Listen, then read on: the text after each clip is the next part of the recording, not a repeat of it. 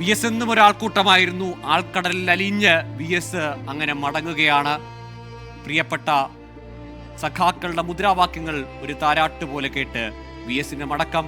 ഇതാ വി എസിനെ അനുഗമിച്ച് വലിയൊരാൾക്കൂട്ടം. എല്ലാ കാലത്തും വി എസ് ഒരാൾക്കൂട്ടമായിരുന്നു. വി എസ് ആൾക്കൂട്ടത്തിന്റെ വികാരമായിരുന്നു. അത് പാർട്ടി അവഗണിച്ച കാലങ്ങളിലും ആ ആൾക്കൂട്ടം വി എസിനെ അവഗണിക്കാനാവില്ല എന്ന് ആർത്തലച്ചത് ആ ആൾക്കൂട്ടമായിരുന്നു. ഇപ്പോൾ വീണ്ടും തലസ്ഥാന നഗരിയിലൂടെ ഒരു യാത്ര. AKG സെന്ററിൽ നിന്ന് ബാർട്ടൺ ഹില്ലിലുള്ള മകന്റെ വീട്ടിലേക്ക്, വേലിക്കകത്ത് വീട്ടിലേക്ക് തന്നെ വി എസ് മടങ്ങുകയാണ്. കഴിഞ്ഞ ഒരു മാസത്തിലേറെക്കാലമായി ആശുപത്രിവാസം. അതിനിടയിൽ പലകുറി ആരോഗ്യനില മോശമാവുകയും പിന്നീട് മെച്ചപ്പെടുകയും ചെയ്ത് അങ്ങനെ വീണ്ടും ഒരു മടങ്ങി വരവ് എന്ന് സഖാക്കളൊക്കെയും പ്രതീക്ഷിച്ചു. എല്ലാ തവണത്തെയും പോലെ വി എസ് വീണ്ടും മടങ്ങി വരും എന്ന പ്രതീക്ഷയായിരുന്നു. അത് അസ്തമിച്ചത് ഇന്ന് വൈകുന്നേരമാണ്. ഒടുവിൽ തലസ്ഥാന നഗരിയിലൂടെ ഒരു ചെങ്കടൽ പോലെ മനുഷ്യർ, സഖാക്കൾ, പ്രിയ സഖാക്കളുടെ മുദ്രാവാക്യങ്ങൾ മുഴങ്ങുന്ന വീതിയിലൂടെ വി എസ് മടങ്ങുന്നു. അരുൺ രാജ് ചേരുന്നുണ്ട്. അരുൺ രാജ്, AKG സെന്ററിന് മുന്നിൽ തടിച്ചുകൂടിയ പാർട്ടി പ്രവർത്തകർ, വി എസിനെ ഇഷ്ടപ്പെടുന്ന മനുഷ്യരെല്ലാവരും അങ്ങനെ ബാർട്ടൺ ഹില്ലിലെ വീട്ടിലേക്ക് ഒഴുകുകയാണ്.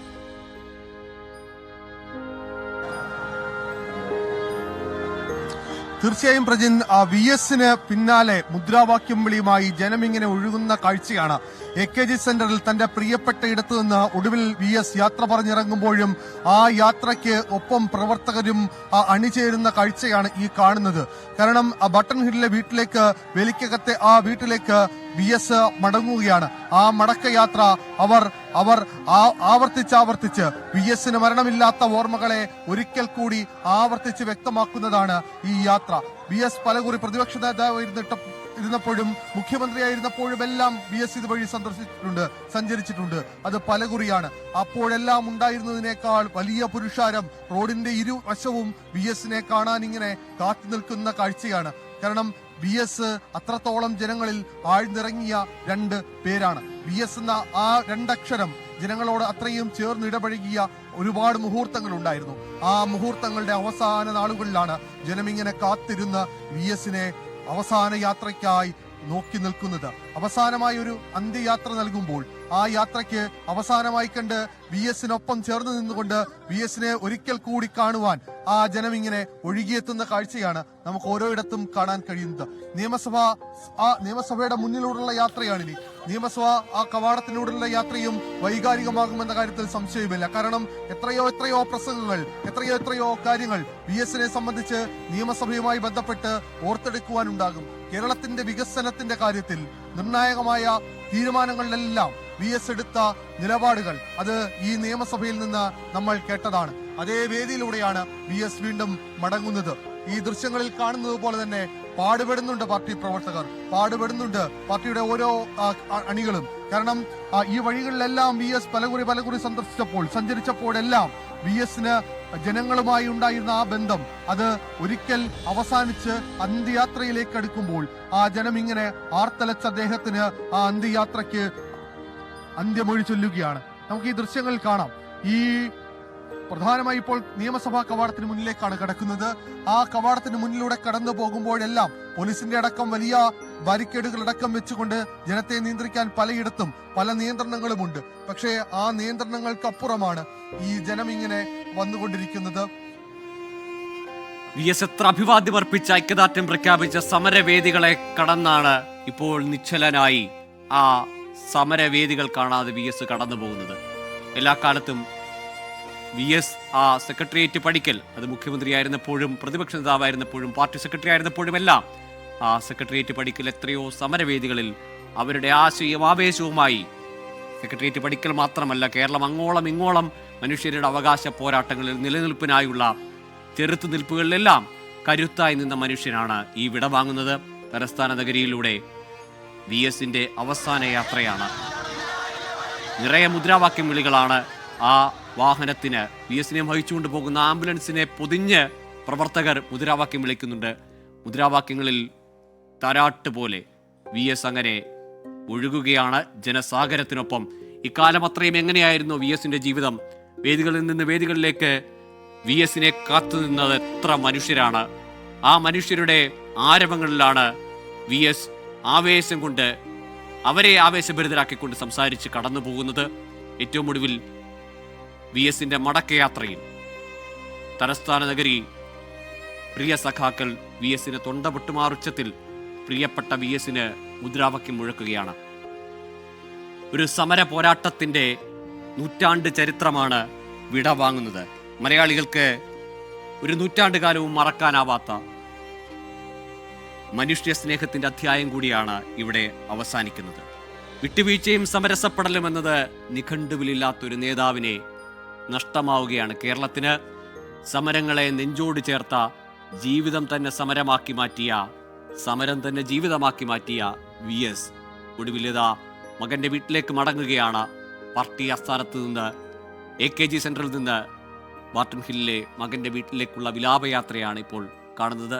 മുന്നിൽ ചുവപ്പ് സേനയുടെ സഖാക്കൾ, അതിന് പിന്നിലായി അസംഖ്യം പാർട്ടി പ്രവർത്തകർ, VS-നെ സ്നേഹിക്കുന്ന, VS-നെ നെഞ്ചോട് ചേർക്കുന്ന സാധാരണക്കാരായ മനുഷ്യർ.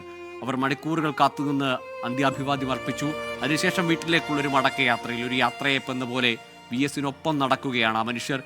അവരുടെ മുന്നിൽ നിന്ന് നടന്ന, അവരെ ആകെ ആവേശഭരിതരാക്കിയ ഒരു നേതാവിൻ്റെ മടക്കം പകരം വെക്കാനില്ലാത്ത, VS-ന് തുല്യം VS എന്ന് ഉറപ്പിച്ച് പറയാവുന്ന ആ നേതാവിൻ്റെ മടക്കത്തിൽ അവരൊപ്പം നടക്കുകയാണ്. ഇതാ നിയമസഭാ ആസ്ഥാനത്ത്, നിയമസഭാ മന്ദിരത്തിന് മുന്നിലൂടെ VS-ന്റെ യാത്ര, അവസാന യാത്ര കടന്നു പോവുകയാണ്. ആ ഓർമ്മകൾ, VS-ന്റെ നിയമസഭയിലെ പ്രസംഗങ്ങളൊക്കെയും നമ്മുടെ കാതിൽ മുഴങ്ങുന്നുണ്ട്. അത്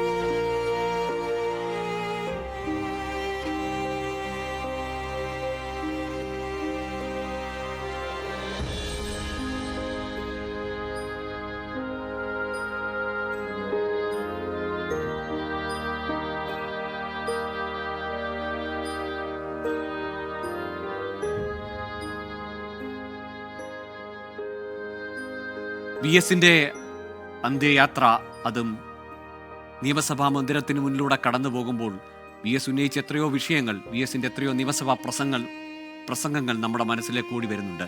ശത്രുപക്ഷത്ത്, എതിർപക്ഷത്ത് പ്രതിപക്ഷ നിരയെ പൊള്ളിച്ച, വേദനിപ്പിച്ച, അല്ലെങ്കിൽ അത്രയേറെ മൂർച്ചയുള്ള വാക്കുകൾ, പരിഹാസങ്ങൾ, താരതമ്യങ്ങളൊക്കെ, ഉപമകൾ, അങ്ങനെ മലയാളികൾ മറക്കാത്ത എത്രയോ പ്രസംഗങ്ങൾ. അതിനപ്പുറത്തേക്ക് ജീവൽ പ്രശ്നങ്ങൾ ഉന്നയിച്ച് അദ്ദേഹം നടത്തിയ പ്രസംഗങ്ങൾ, മുഖ്യമന്ത്രി എന്ന നിലയിൽ നടത്തിയ ഇടപെടലുകൾ, അങ്ങനെ മലയാളികളുടെ ജീവിതത്തിൽ സർവ്വതല സ്പർശിയായ ഒരു നേതാവാണ് കടന്നു പോകുന്നത്. തിരുവനന്തപുരത്ത് തലസ്ഥാനത്ത് VS-ന് പ്രിയ സഖാക്കൾ അവസാന യാത്രയപ്പാണത്. പാർട്ടി ആസ്ഥാനത്ത് നിന്ന് വീട്ടിലേക്ക്. യാതനകൾ നിറഞ്ഞ ബാല്യത്തിൽ നിന്ന് തുടങ്ങി, ചെറുപ്പം മുതൽ നഷ്ടങ്ങളുടെ ബാല്യമായിരുന്നു. അവിടെ നിന്ന് VS ഇങ്ങോട്ടേക്ക് പടവെട്ടി പടപൊരുതി പോകുന്നതാണ്. ആ കരുത്താണ് VS പ്രിയ സഖാക്കൾക്ക് പകർന്നു നൽകിയത്. CPIM എന്ന കമ്മ്യൂണിസ്റ്റ് പാർട്ടി ഓഫ് ഇന്ത്യ മാർക്സിസ്റ്റിന് പകർന്നു നൽകിയത്. ആ പാർട്ടി രൂപം കൊള്ളാൻ കാരണക്കാരായ 32 പേരിൽ, ഇറങ്ങിപ്പോന്ന 32 പേരിൽ, ദേശീയ കൗൺസിലിൽ നിന്ന് ഡാങ്കയോട് തെറ്റിപ്പിരിഞ്ഞിറങ്ങിപ്പോന്ന 32 പേരിൽ ഒരാൾ. അതിലേറ്റവും ഒടുവിൽ അവശേഷിച്ചൊരു മനുഷ്യനുമാണ്, അവശേഷിച്ച നേതാവുമാണ്, സ്ഥാപക നേതാവുമാണ് വിടവാങ്ങുന്നത്. ഇതാ നമ്മൾ ദൃശ്യങ്ങളിൽ കാണുന്നത് ഇന്റർനാഷണൽ കോൺഗ്രസ് INC-യുടെ കുന്നുകുഴി ഘടകം, കോൺഗ്രസിന്റെ ഘടകം VS-ന് ഒരു ഫ്ലെക്സ് സ്ഥാപിച്ചിരിക്കുന്നു. VS-ന് വിട എന്ന് പറയുന്നത്, VS-ന് വിട ചൊല്ലുന്നത് കേവലം CPM-ഓ അല്ലെങ്കിൽ കമ്മ്യൂണിസ്റ്റ് പാർട്ടികളോ അല്ലെങ്കിൽ ഇടതുപക്ഷ സഹയാത്രികരോ മാത്രമല്ല, പ്രതിപക്ഷ നിരയിലടക്കം നേതാക്കളുടെ അനുസ്മരണ വാക്കുകൾ നമ്മൾ കേട്ടതാണ്.